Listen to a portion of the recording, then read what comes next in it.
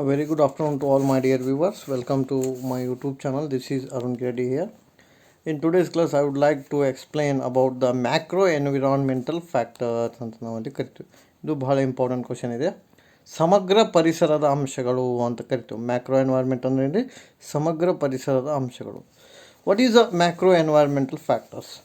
Macro environmental factors are those factors which is applied completely on not only firm but also market as a hole ಅಂತ ನಾವಲ್ಲಿ ಕರಿತೇವೆ. So ಸಮಗ್ರ ಅಂಶಗಳು ಕೇವಲ ಕಂಪ್ನಿಯ ಮೇಲೆ ಅಷ್ಟೇ ಪ್ರಭಾವ ಬೀರದೆ ಸೊ ಮಾರುಕಟ್ಟೆಯ ಮೇಲೆ ಕೂಡ ಪ್ರಭಾವ ಬೀರುತ್ತದೆ ಅಂತ ನಾವಲ್ಲಿ ಹೇಳ್ತೀವಿ. ಅಂದರೆ ಸಮಗ್ರವಾಗಿ ಪೂರ್ತಿಯಾಗಿ ಇದು ಪ್ರಭಾವವನ್ನು ಬೀರ್ತಕ್ಕಂಥ ಅಂಶಕ್ಕೆ ನಾವು ಏನಂತ ಕರಿತೀವಿ, ಮ್ಯಾಕ್ರೋ ಎನ್ವೈರ್ಮೆಂಟಲ್ ಫ್ಯಾಕ್ಟರ್ಸ್ ಅಂತ ನಾವು ಕರಿತೇವೆ. ಮ್ಯಾಕ್ರೋ ಫ್ಯಾಕ್ಟರ್ಸ್ ಅಂತ ಕರಿತೀವಿ. ಮ್ಯಾಕ್ರೋ ಎನ್ವೈರ್ಮೆಂಟಲ್ ಫ್ಯಾಕ್ಟರ್ಸ್ ಆಗ let us discuss one by one. First one is a demographic factor ಅಂತ ಕರಿತೀವಿ ನಾವು.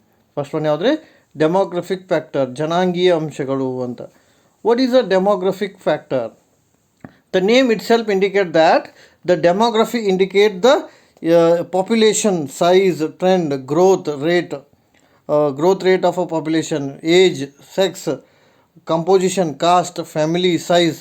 These are all included in demography. Andra, in one word we can say demographic factors are those factors which is depend on the population ಅಂತ ನಾವಲ್ಲಿ ಕರಿತೀವಿ. So demographic ಅಂದರೆ ಏನಂದರೆ ಜನಾಂಗೀಯ ಅಂಶಗಳು ಅಂತ.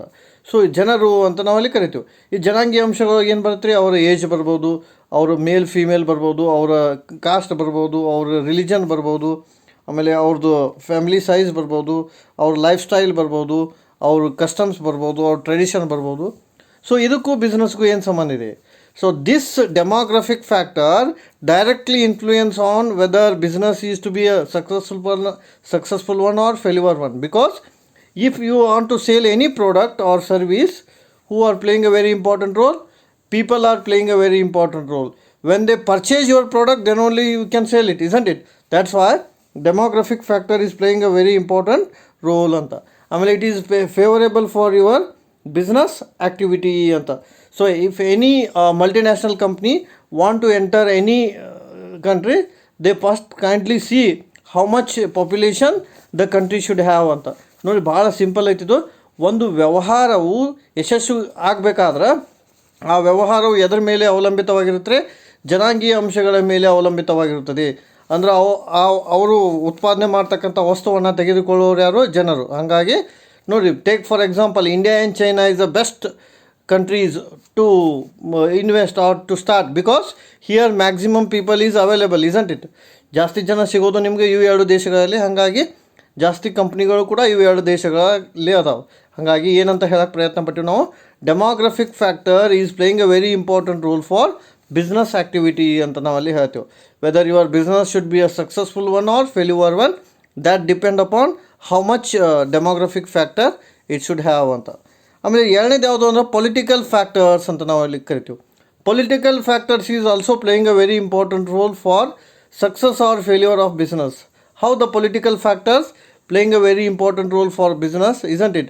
Because sometimes what happens, if the political parties changes, when the political party changes, their condition, rules, regulation, norms, everything should be changed so that will directly influence on your business. ಹಾಗಾಗಿ ರಾಜಕೀಯ ಅಂಶಗಳು ಕೂಡ ನಾವು ಏನಂತ ಅರ್ಥ ಮಾಡ್ಕೋಬೇಕ್ರಿ ಇಲ್ಲಿ, ರಾಜಕೀಯ ಪರಿಸರವು ಕೂಡ ನಮ್ಮ ವ್ಯವಹಾರದ ಮೇಲೆ ಪ್ರಭಾವವನ್ನು ಬೀರುತ್ತದೆ ಅಂತ ನಾವಲ್ಲಿ ಹೇಳ್ತೀವಿ.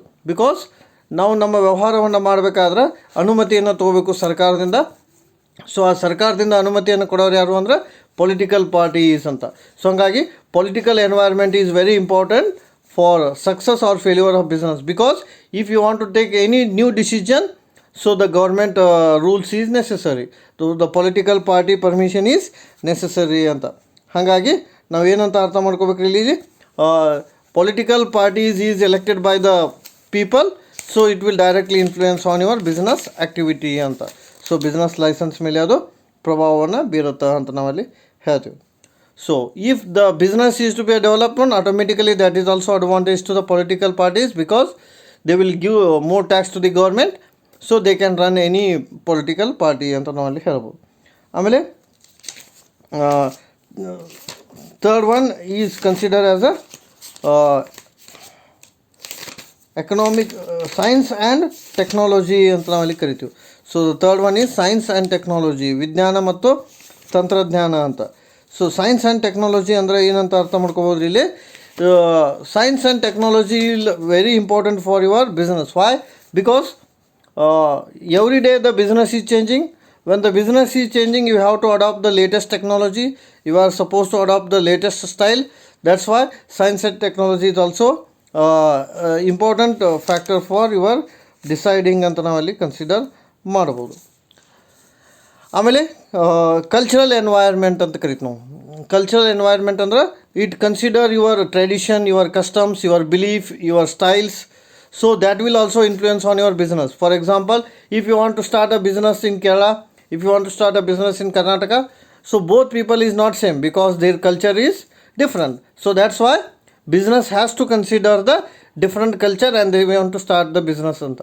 ಅಂದರೆ ಯಾವುದೇ ಒಂದು ವ್ಯವಹಾರ ಪ್ರಾರಂಭ ಮಾಡುವುದಕ್ಕಿಂತ ಮುಂಚೆ ಬೇರೆ ಬೇರೆ ಕಲ್ಚರನ್ನು ಅದು ಸ್ಟಡಿ ಮಾಡಬೇಕು. ಸೊ ಬೇರೆ ಬೇರೆ ಕಲ್ಚರನ್ನು ಸ್ಟಡಿ ಮಾಡಿದಾಗ ಮಾತ್ರ ಅವ್ರು ಏನು ಮಾಡ್ಬೇಕು ಸಾಧ್ಯತೆ ರೀ, ತಮ್ಮ ಬಿಸ್ನೆಸ್ಸನ್ನು ಸ್ಟಾರ್ಟ್ ಮಾಡಲಿಕ್ಕೆ ಸಾಧ್ಯ ಅದ ಅಂತ ನಾವಲ್ಲಿ ಹೇಳ್ಬೋದು. So cultural factor is also very important because it understand how the people behave in that particular state. ಈಗ ನೋಡಿ, ಇಲ್ಲಿ ಇಂಡಿಯಾದಲ್ಲಿ ಸಾಕಷ್ಟು ರಾಜ್ಯಗಳದಾವ. ಸೊ ಆ ರಾಜ್ಯಗಳಲ್ಲಿ ಇರ್ತಕ್ಕಂಥ ವ್ಯಕ್ತಿಗಳ ಸ್ವಭಾವ ಸ್ವರೂಪ ಬೇರೆ ಬೇರೆ ಆಗಿರುತ್ತೆ.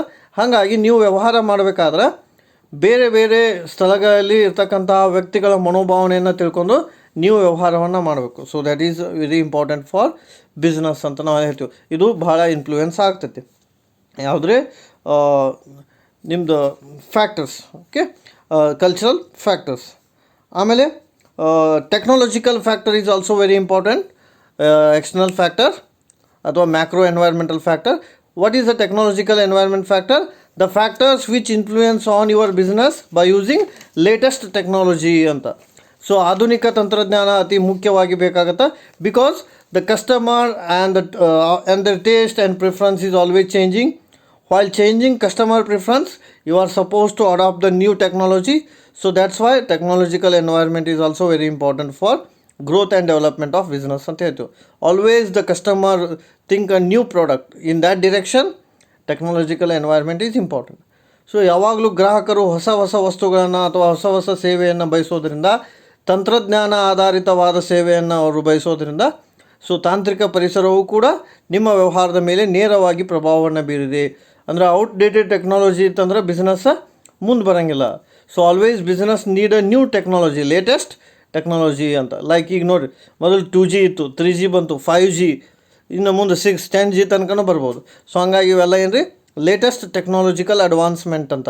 ಸೊ ಇವು ನಮ್ಮ ಬಿಸ್ನೆಸ್ ಮೇಲೆ ಏನು ಮಾಡ್ತಾವೆ ರೀ, ಪ್ರಭಾವವನ್ನು ಬೀರ್ತವೆ ಅಂತ ನಾವಲ್ಲಿ ಹೇಳ್ಬೋದು. ಆಮೇಲೆ natural environment is also playing a very important role and influence for our business. So natural ಅಂದರೆ ಏನು ರೀ, ಸ್ವಾಭಾವಿಕ ಅಂಶಗಳು ಅಂತ. Natural environment like natural resources ಅಂತ ಕರಿತೀವಿ ನಾವು. ವಾಟರ್, ಏರ್, ಆಮೇಲೆ ಬೇಸಿಕ್ ಅಮ್ಯುನಿಟೀಸ್. ಸೊ ಅವೆಲ್ಲ ಏನು ರೀ, natural environment should be playing a important role for our raw material, our production. So ಹಾಗಾಗಿ ಅದು ಕೂಡ ಬಹಳ ಇಂಪಾರ್ಟೆಂಟ್. ಸೊ ನ್ಯಾಚುರಲ್ ಎನ್ವೈರ್ಮೆಂಟಲ್ ರಿಸೋರ್ಸಸನ್ನು ನಾವು ವೇಸ್ಟ್ ಮಾಡಬಾರ್ದು. ಸೊ ಆ ರಿಸೋರ್ಸನ್ನು ಸರಿಯಾಗಿ ಉಪಯೋಗಿಸಬೇಕು. ನ್ಯಾಚುರಲ್ ಎನ್ವೈರ್ಮೆಂಟ್ ರಿಸೋರ್ಸನ್ನು ಉಪಯೋಗಿಸಿದಾಗ ನಮ್ಮ ಬಿಸ್ನೆಸ್ ಏನಾಗುತ್ತೆ ರೀ, ಸಕ್ಸಸ್ ಆಗುತ್ತೆ ಅಂತ ನಾವಲ್ಲಿ ಹೇಳ್ಬೋದು. ಆಮೇಲೆ geographical factor is also play another macro environmental factor ಅಂತ. ಭೌಗೋಳಿಕ ಪರಿಸರ ಅಂತ ನಾವಲ್ಲಿ ಕರಿತೀವಿ. ಜಿಯೋಗ್ರಫಿಕಲ್ ಫ್ಯಾಕ್ಟರ್ ಅಂದರೆ ಏನು ರೀ, the place is divided on the basis of different geography like local market, national market, international market, south market, west market. ಈ ರೀತಿ ಏನಾಗಿರುತ್ತೆ ರೀ, ಭೌಗೋಳಿಕವಾಗಿ ಏನಾಗಿರುತ್ತೆ, ಪ್ರದೇಶ ವಿಭಾಗವಾಗಿರುತ್ತೆ. ಸೊ ಹಾಗಾಗಿ ಜಿಯೋಗ್ರಫಿಕಲ್ ಫ್ಯಾಕ್ಟರ್ಸ್ ಕೂಡ ಇನ್ಫ್ಲೂಯೆನ್ಸ್ ಆಗ್ತಾವೆ. Some geographical factors depend on certain commodity only, they will not take another commodity. Like take for example Gulf countries. Gulf ಕಂಟ್ರಿನ ಉದಾಹರಣೆ ತೊಗೊಂಡಿವಿ ಅಂದ್ರೆ, ಗಲ್ಫ್ ಕಂಟ್ರಿ ಪ್ಯೂರ್ಲಿ ಡಿಪೆಂಡ್ ಆಗಿರೋದು ಒಂದು ಟೂರಿಸಮ್ ಮೇಲೆ, ಇನ್ನೊಂದು ಪೆಟ್ರೋಲಿಯಂ ಮೇಲೆ. ಸೊ ಆ ಜಿಯೋಗ್ರಫಿ ಕಂಪ್ಲೀಟ್ಲಿ ಅದರ ಮೇಲೆ ಬರುತ್ತೆ ರೀ, ಪೆಟ್ರೋಲಿಯಂ ಮೇಲೆ ಬರುತ್ತೆ. ಹಾಗಾಗಿ ಜಿಯೋಗ್ರಫಿಕಲ್ ಫ್ಯಾಕ್ಟರ್ ಅಂದ್ರೆ ಏನು ರೀ, ಒಂದು ಭೌಗೋಳಿಕವಾದಂಥ ಪ್ರದೇಶ ನಮ್ಮ ವ್ಯವಹಾರದ ಮೇಲೆ ಹೆಂಗೆ ಪ್ರಭಾವ ಬೀರುತ್ತೆ ಅಂತ ಹೇಳ್ತೀವಿ ನಾವು. So that geography is influential role. ಅಂದರೆ ನಾವು ತರಿಸ್ಕೋತಕ್ಕಂಥ ಪೆಟ್ರೋಲಿಯಂ ಅಥವಾ ಯಾವುದೇ ಒಂದು ವಸ್ತು ಆ ಪರ್ಟಿಕ್ಯುಲರ್ ಜಿಯೋಗ್ರಫಿ ಒಳಗೆ ಸಿಗುತ್ತೆ. ಸೊ ಅದು ನಮ್ಮ ಬಿಸ್ನೆಸ್ ಮೇಲೆ ಪ್ರಭಾವ ಬೀರುತ್ತೆ ಅಂತ ನಾವಲ್ಲಿ ಹೇಳ್ಬೋದು. ಆಮೇಲೆ economic factor, this is a very important factor.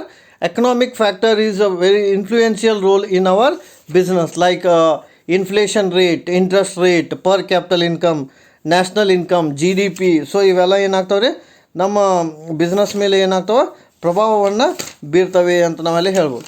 So ಯಾವ ರೀತಿ ಪ್ರಭಾವ ಬೀರ್ತಾವೆ ಅಂದರೆ economic environment, take for example, if the capital income is less of any person, you can't sell the product to him, isn't it? So he is not able to buy it. ನೋಡಿ, ಯಾವುದಾದ್ರೂ ಒಬ್ಬ ವ್ಯಕ್ತಿಯ ತಲಾ ಆದಾಯ ಕಡಿಮೆ ಇದ್ದಾಗ so ಅವನು ಕೊಂಡುಕೋತಕ್ಕಂತಹ ವಸ್ತುವಿನ ಪ್ರಮಾಣ ಏನಾಗತ್ತೆ ರೀ, ಕಡಿಮೆ ಆಗುತ್ತೆ. ಸೊ ಆವಾಗ ನಿಮ್ಮ ಬಿಸ್ನೆಸ್ ಮೇಲೆ ಅದು ಎಫೆಕ್ಟ್ ಆಗುತ್ತೆ. That is one important point. ಈಗ ಪೂರ್ತಿ ಏನೋ ಫ್ಲಡ್ ಅಥವಾ ಸುನಾಮಿ ಬಂದು ಎಲ್ಲ ಲಾಸ್ ಆಗಿರುತ್ತೆ. ಸೊ ಆವಾಗೂ ಕೂಡ ನಿಮ್ಮ ಬಿಸ್ನೆಸ್ ನಡೆಯೋಂಗಿಲ್ಲ, ಬಿಕಾಸ್ ಪಬ್ಲಿಕ್ ಹತ್ರ ಹಣ ಇರೋಂಗಿಲ್ಲ. When the money is not with the public, automatically that is also influence role in our business ಅಂತ ನಾವಲ್ಲಿ ಕರಿತೀವಿ. ಹಾಗಾಗಿ ಎಕನಾಮಿಕ್ ಫ್ಯಾಕ್ಟರ್ ಕೂಡ ಬಹಳನೇ ಇಂಪಾರ್ಟೆಂಟ್ ಅಂತ ನಾವಲ್ಲಿ ಹೇಳ್ಬೋದು.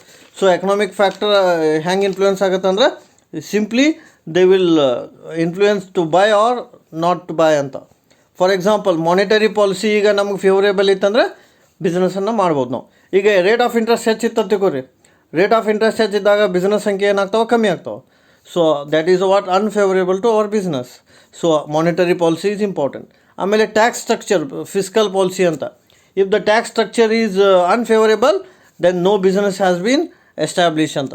ಸೊ ಮುಂಚೆ ಇತ್ತು ಇಂಡಿಯಾದಲ್ಲಿ ಭಾಳಷ್ಟು ಟ್ಯಾಕ್ಸ್ ರೇಟ್ ಇತ್ತು, ಈಗ ಸಿಂಪ್ಲಿಫೈಡ್ ಟ್ಯಾಕ್ಸ್ ರೇಟ್ ಮಾಡಿದ್ದಾರೆ. ಸೊ ಸಿಂಪ್ಲಿಫೈಡ್ ಟ್ಯಾಕ್ಸ್ ರೇಟ್ ಮಾಡಿರೋದ್ರಿಂದ that is favourable to business ಅಂತ ನಾವಲ್ಲಿ ಹೇಳ್ಬೋದು. ಆಮೇಲೆ trade policy is also important for our business. So what policy is fixed by the government, that we have to adopt it, ಅದು economic ಪಾಲಿಸಿನಲ್ಲಿ ಬರುತ್ತೆ. So these are the factors which consider as a macro environmental factors ಅಂತ. And simply it is not controlled very quickly ಅಂತ. So ಈ ಫ್ಯಾಕ್ಟರ್ಸನ್ನು ನಾವು ಸುಲಭವಾಗಿ ನಿಯಂತ್ರಣಕ್ಕೆ ತೆಗೆದುಕೊಳ್ಳಲು ಬರೋದಿಲ್ಲ. ಸೊ ಅವಕ್ಕೆ ನಾವೇನಂತ ಕರಿತೀವಿ, ಸಮಗ್ರ ಅಂಶಗಳು ಅಂತ. ಸೊ ಸಿಂಪಲ್ ಲಾಜಿಕ್ ಪ್ರಕಾರ ನೆನ್ಪಿಟ್ಕೊರಿ, ಡೆಮೋಗ್ರಫಿಕ್ ಫ್ಯಾಕ್ಟರ್ ಅಂದ್ರೆ ಪಬ್ಲಿಕ್ ಅಥವಾ ಪೀಪಲ್ ಇರ್ತಾರೆ. ಪೀಪಲ್ ಇರ್ಲಿಕ್ಕಂದ್ರೆ ನಮ್ಮ ಬಿಸ್ನೆಸ್ ನಡೆಯಂಗಿಲ್ಲ. This is clear. ಆಮೇಲೆ ಪೊಲಿಟಿಕಲ್ ಫ್ಯಾಕ್ಟರ್ ಆಗಿ ಏನು ನೆನಪಿಟ್ಕೊಳ್ಳಿ, ಪೊಲಿಟಿಕಲ್ ಪಾರ್ಟಿ ನಮ್ಮ ಬಿಸ್ನೆಸ್ಗೆ ಪರ್ಮಿಷನ್ ಕೊಡ್ತಾರೆ, ಹಾಗಾಗಿ ನಮ್ಮ ಬಿಸ್ನೆಸ್ ನಡೆಯುತ್ತೆ. ಇಲ್ಲಾಂದ್ರೆ ಅದು ಡಿಫಿಕಲ್ಟ್ ಆಗುತ್ತೆ. ಆಮೇಲೆ ಎಕನಾಮಿಕ್ ಫ್ಯಾಕ್ಟರ್ ಆಗಿ ಏನು ನೆನ್ಪಿಟ್ಕೋಬೇಕ್ರಿ, ಇನ್ಕಮ್ ಅಥವಾ ಇಂಟ್ರೆಸ್ಟ್ ರೇಟ್ ನಮಗೆ ಫೇವರೇಬಲ್ ಇತ್ತಂದ್ರೆ ಬಿಸ್ನೆಸ್ ನಡೆಯುತ್ತೆ, ಇಲ್ಲಾಂದ್ರೆ ಅದು ಸ್ಲ್ಯಾಕ್ ಆಗುತ್ತೆ. ಆಮೇಲೆ ಟೆಕ್ನಾಲಜಿಕಲ್ ಫ್ಯಾಕ್ಟರ್, ನಮ್ಮ ಬಿಸ್ನೆಸ್ ಒಳಗೆ ಅಡ್ವಾನ್ಸ್ ಟೆಕ್ನಾಲಜಿ ಇತ್ತಂದರೆ we can survive, otherwise not ಅಂತ. Then culture environment. So people culture ನಮಗೆ ಫೇವರೇಬಲ್ ಇತ್ತಂದ್ರೆ ನಾವು ಬಿಸ್ನೆಸ್ಸನ್ನು ಮಾಡ್ಬೋದು, ಇಲ್ಲಾಂದ್ರೆ ಮಾಡಲಿಕ್ಕೆ ಸಾಧ್ಯ ಇಲ್ಲ ಅಂತ. ಆಮೇಲೆ geographical factor, we are concentrate on certain area, so ನಮ್ಮ ಬಿಸ್ನೆಸ್ಸನ್ನು ಮಾಡ್ಬೋದು. So these are all called as a macro economic factors ಅಂತ ನಾವಲ್ಲಿ ಹೇಳ್ಬೋದು.